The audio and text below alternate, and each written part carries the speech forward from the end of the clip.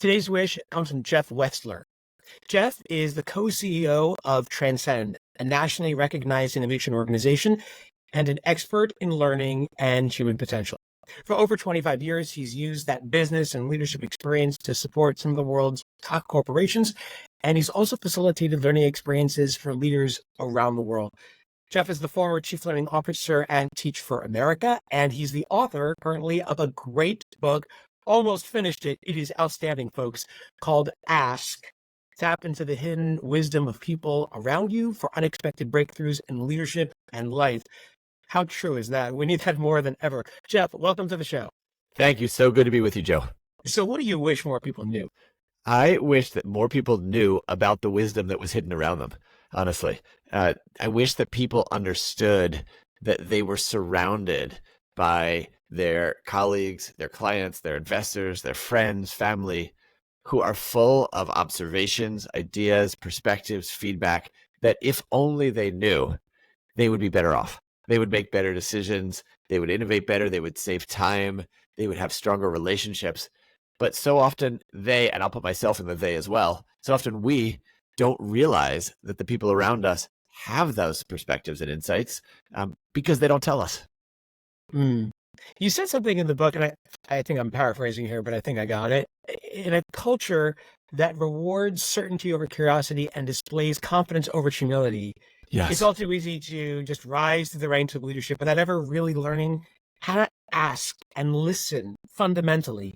Yes. There's a real cost to that, isn't there, to that silence? There's an absolute cost. I mean, it's the cost, I would say, of results and relationships. Our results suffer when we actually don't get the wisdom of the people around us, the collective genius of our teams and organizations, as in terms of the actual work that we do. But I would also say there's an equal cost in terms of relationships. When we don't actually know someone, and when we don't signal to them how much we value knowing them, there's a distance between us. And I wrote the book because we don't have to pay those costs. There's something we can do about it. So you propose this 5-part plan in the book. You call it the Ask approach. Exactly. So that we can access more ideas and more feedback that can actually be a difference maker for teams and for organizations. And you say it starts with choosing curiosity. Yes, 100%. So choosing curiosity is step one of the 5 parts of the Ask approach. And I'll just say the Ask approach is a science-backed, practice-tested method that when you put these pieces together, give you the greatest possible chance of truly tapping into what people know around you. And so to start with choosing curiosity, it's so important that the questions that we ask people come from a place of genuine curiosity. If people feel like we're just going through the motions or just using, questions that someone told us to ask, but we're not truly curious, it will fall flat. It will be totally inauthentic. And conversely, if people sense that we're genuinely curious, they're going to want to tell us more. And so it's kind of self-reinforcing. And the way to choose curiosity fundamentally is to center one question in your mind. And we can talk about some questions as well, but the core question to center in your mind is, what can I learn from this person?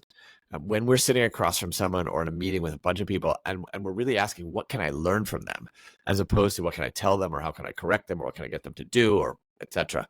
When we're asking, what can I learn from this person? All of a sudden we awaken ourselves to be far more curious. And then other questions come up, like, what's their life experience that's different than mine? What do they see that I don't see? How am I coming across to them? All kinds of other things that we can learn from them. That's the fundamental starting point of choosing curiosity. Okay, so it really starts with a humble approach to realize that you don't have all the answers. And especially for leaders who are in the business of problem solving, we have to first understand that we can't solve something that we don't know. Yes, and that every single person around us knows something we don't know, and has something that we could benefit if we learn from. Okay, so from there, from choosing curiosity, you also talk about the importance of creating conditions that allow for people to be candid without consequence. Can you give us one way that we can put that into practice to make it safe? Yes, and so the idea behind make it safe is that even if I'm curious to learn from you, if you don't feel safe telling me your truth, especially if it's a hard truth, doesn't matter how curious I am, I'm not going to learn anything. Yeah. I would say that in the book, I talk about it multiple different ways, but one of my favorite ways to make it safe for others is what I call radiating resilience, because people don't often think we can handle their truth. And so radiating resilience is really letting them know and actually demonstrating to them that I can handle what you have to say. I'm not going to crumble. I'm not going to hold you responsible. I'm not going to blame you for my reactions. I can handle it. And it could be as simple, for example, as saying to somebody, hey, look, if I were in your shoes, I would probably be feeling pretty frustrated right now. What are you feeling? All of a sudden, I've made that discussable. I've put that out there so that if they're actually feeling frustrated or upset, they know it's not that hard to tell me that, because I've kind of paved the road in gold for them to be able to say that kind of thing to me. Yeah, make it possible, but also make it permissible. Exactly. Yeah. So when it comes to actually asking these questions, you Yes. suggest that we take a more intentional approach to elicit that hidden information. Tell me a little bit more about what actually makes for a quality question. Yes. So number 3 is posing quality questions. And I define a quality question very simply as a question that helps us learn something important from somebody else. And I distinguish quality questions from what I call crummy questions, because we've all asked crummy questions that are either clumsy, or they lead the witness, or they're trying to manipulate people or attack them or whatever. So much of what we think are questions are really just crummy questions. Quality questions are kind of what I think of almost when I think what a surgeon must have when they've got all these different scalpels and other tools to really get at what they're trying to get at. It's the same way with questions. There's a whole taxonomy of questions. And I'll give you one example of a particularly overlooked question, which is a strategy that I call requesting reactions. So often when we say something to someone, we just assume if they have a reaction, they're going to tell us. If they disagree, they're going to tell us. But oftentimes, especially if they don't feel safe, they're not going to tell us. So requesting reactions could sound something like, hey, what's your reaction to what I just said? How does that strike you? How did that land with you? What might I be missing in what I think? Any of those kinds of questions all of a sudden encourages somebody else to actually tell us, because we're letting them know that we value their perspective on our perspective. And if that person gives you that answer, what they're really thinking, Yes. what are you supposed to do with that? I mean, I imagine for some leaders, they're going to get a response that makes them feel perhaps a little uncomfortable. Yeah. Where do you go as a leader next with your questioning? So I'll give you one example. When I was a new manager, someone taught me this strategy. And so I said, let me try it out. I had just given one of my direct reports some guidance, some feedback. I thought he was all set. And I just said, I'm supposed to ask this question. So I said, let me just toss it in. What are your reactions to what I just said? And he said to me, to be honest, I am totally deflated and demotivated by what you just told me. And I was floored, because I thought I was being a helpful manager by giving him all this great information. And so it was uncomfortable. But thank God I asked him, because otherwise he would have walked away totally demotivated. I would have thought we were on a good path. Instead, it allowed me to say, well, how come? And to ask some follow-up questions. And we got to the root cause of it, which is that we were operating on different information about what our client needed. And so my guidance to him made no sense given the information that he had.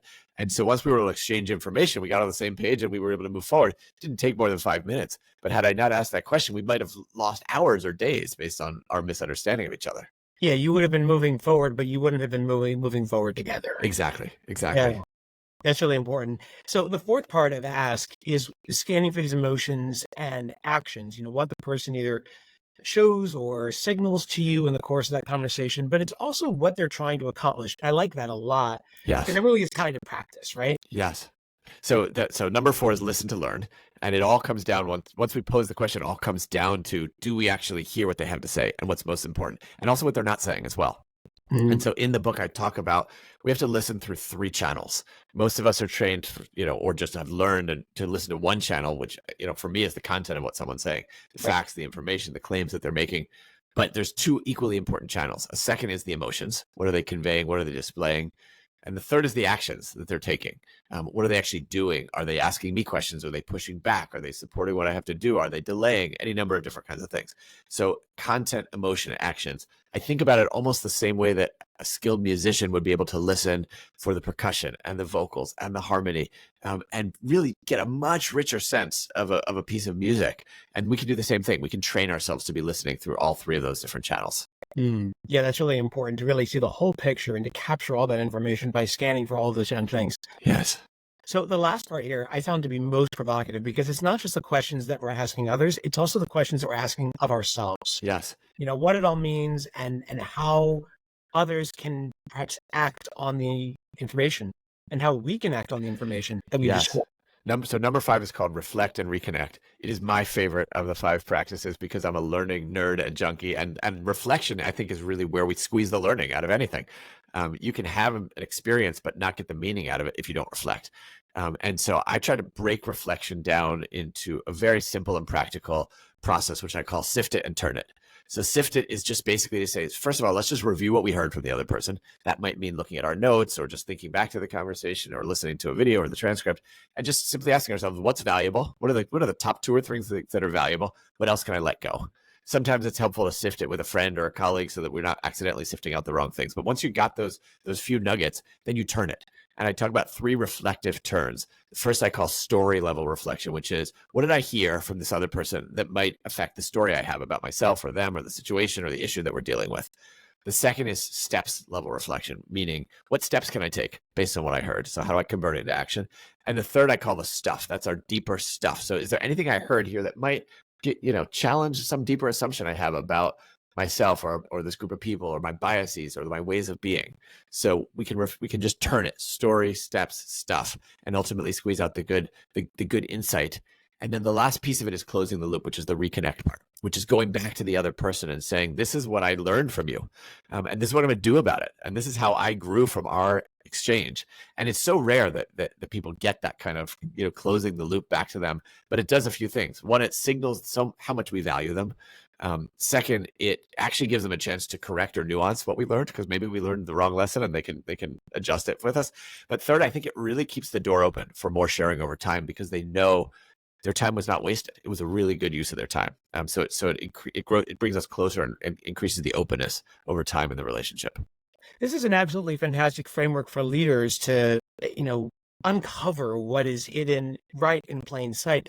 I'm wondering, though, for our individual contributors out there, for people who are not leading these conversations, but who are perhaps on the receiving end, is there something that they can do to, in turn, meet this moment and ask powerful questions, even if they're not leading the conversation? Totally. I believe that this is applicable no matter what position you're in.